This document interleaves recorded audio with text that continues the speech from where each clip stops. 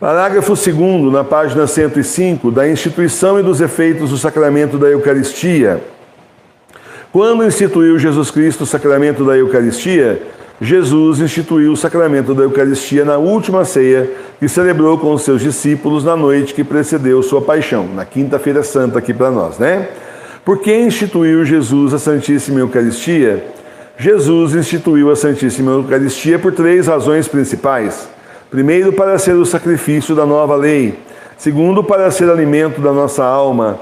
Terceiro, para ser um memorial perpétuo da sua paixão e morte e um penhor precioso do seu amor para conosco e da vida eterna. Por que Jesus Cristo instituiu esse sacramento debaixo das espécies do pão e do vinho? Jesus instituiu esse sacramento debaixo das espécies do pão e do vinho, porque a Eucaristia devia ser nosso alimento espiritual, e era por isso conveniente que nos fosse dada em forma de comida e bebida. Que efeitos produz em nós a Santíssima Eucaristia?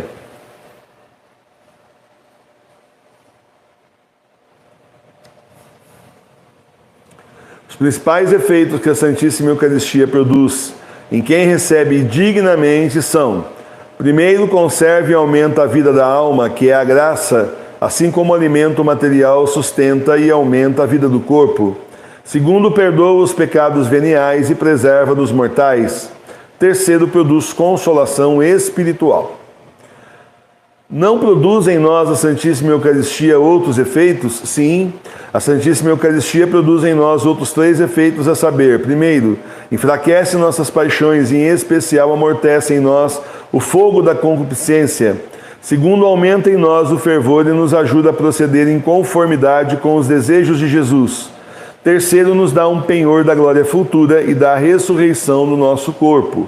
Pergunta 624A, que não está aqui. Produz os mesmos efeitos a comunhão espiritual? Sim, a comunhão espiritual produz praticamente os mesmos efeitos. Vou lembrar para vocês a história daquela santa, colinha. Santa Catarina de Sena tinha o costume de fazer a comunhão espiritual. Antigamente não era comum ter acesso à Eucaristia, comunhão eucarística todo dia, né? Então as pessoas que mais amavam a Jesus procuravam fazer a comunhão espiritual todo dia. E até em vários momentos do dia, de acordo com os desejos do próprio coração. E ela então, uma hora o demônio começou a tentá-la, dizer para ela que a comunhão espiritual não está valendo nada, como assim? O que vale é a comunhão eucarística, você fica aí com esse negócio de comunhão espiritual. Bom, o demônio é assim, né? A gente está fazendo o certo, ele tenta a gente para fazer o errado. Óbvio, o papel dele é esse aí, não podemos esperar nada diferente do demônio.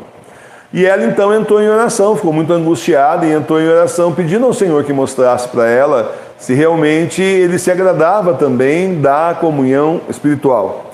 Aí aparece Jesus para ela com 2 cálices na mão, um de ouro numa mão e um de prata no outro.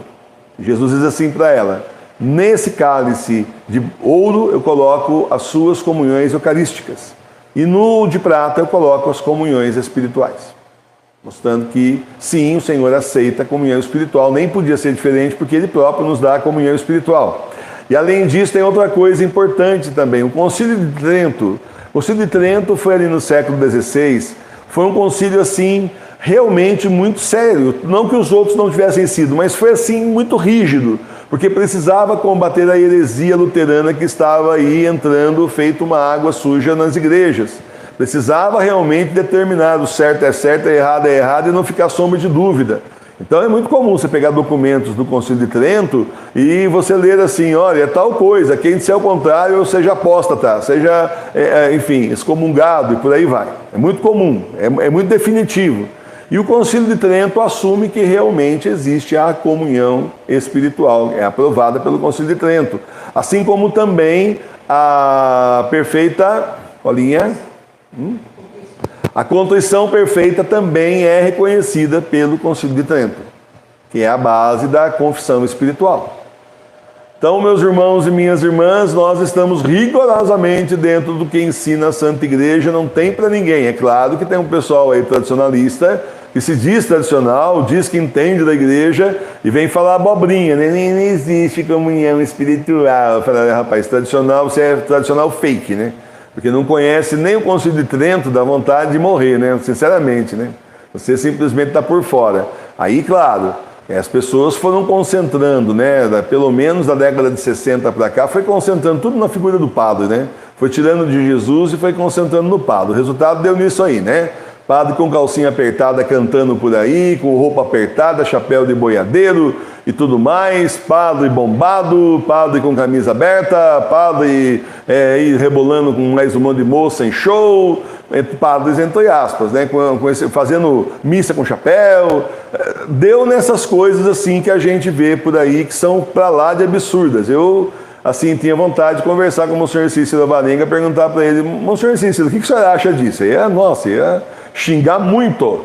Tivesse vivo aí ia xingar muito, porque é um absurdo. Com certeza no tempo nosso, né, dele lá também, ele jamais imaginou que chegaria a esse ponto de degradação que nós estamos vendo, né? Teve um padre aí também, famoso aí, né, que uma vez nós conversamos com o bispo que o ordenou. Dissemos para ele: o senhor está vendo aí o que esse padre está fazendo, né? O senhor ordenou ele. A gente é obrigado a certas coisas, às vezes, a dar uma cutucada, uma cobrada para entender o que está acontecendo. A resposta do bispo foi: ele me enganou. Foi isso aí. Não sabia que ele ia fazer isso não, ele me enganou. Parecia um seminarista aí, nossa, de mão cheia, vocacionadíssimo, nossa, assim, realmente ia ser um bom padre, no fim, virou midiático. E como ele, quantos por aí, né? Assim como tem gente aí que fala assim: esse cardeal aqui foi o Papa Bento XVI que fez ele bispo, então, o indivíduo. Belezinha, na França, época do Papa Bento XVI, orar pro nobre, sabe, tudo em latim, Miss Studentina, como manda o figurino, sabe exatamente o que tem que fazer. Saiu o Papa Bento XVI, entrou o outro, pronto, já avacalhação, dança no meio da igreja, e baile, sei lá mais o que tanto. Agora a grande moda nas igrejas aí na Europa, tira aqueles bancos tradicionais da igreja, né? E coloca um monte de cadeiras.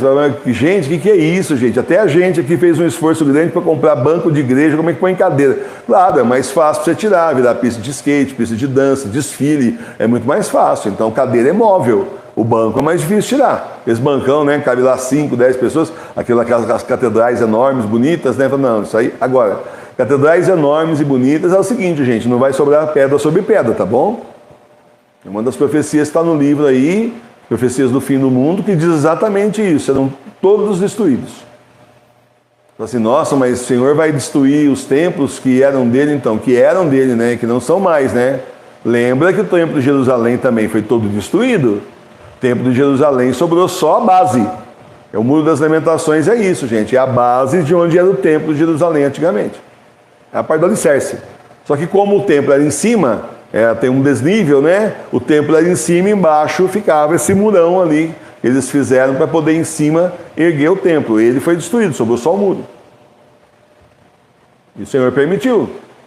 Claro, crucificaram o Filho de Deus, permitiu isso, e a diáspora de todo mundo ali, realmente, para que as pessoas entendessem que não foi isso que ele falou, que Jesus ensinou naquela parábola, que ele disse que é assim: mandava lá o dono da vinha, né, arrendou, e aí mandou o empregado, depois de um certo tempo, a receber, né, a parte dele do arrendo. Mataram o empregado, bateram no outro, espancaram o outro, mataram mais um. Aí ele falou: então tá, vou mandar meu filho, eles vão respeitar. Mataram o filho dele também.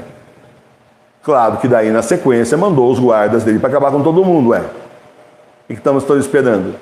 E isso aí é exatamente isso: o Senhor nosso Deus e o Filho de nosso Senhor Jesus Cristo. Então não espere, não ache que esses templos todos vão estar de pé depois dos 2 dias de escuridão, porque o que está dizendo aí na profecia é o contrário, vai ser tudo destruído. Bom?